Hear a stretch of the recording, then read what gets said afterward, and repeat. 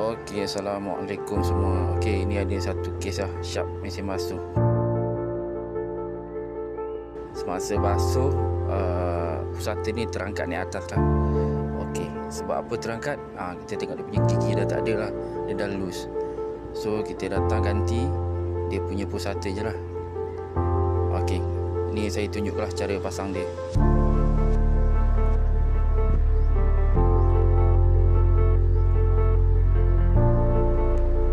Shilling kita cabut dulu.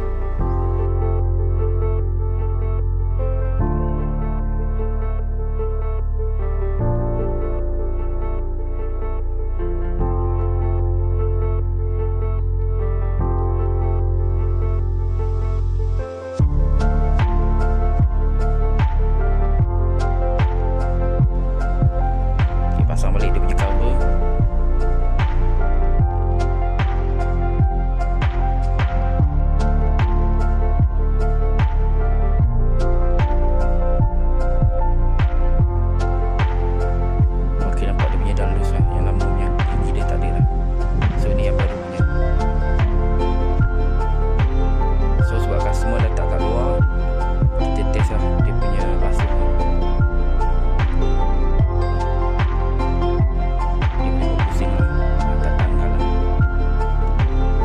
Kita tengok dia punya pusingan dah slow.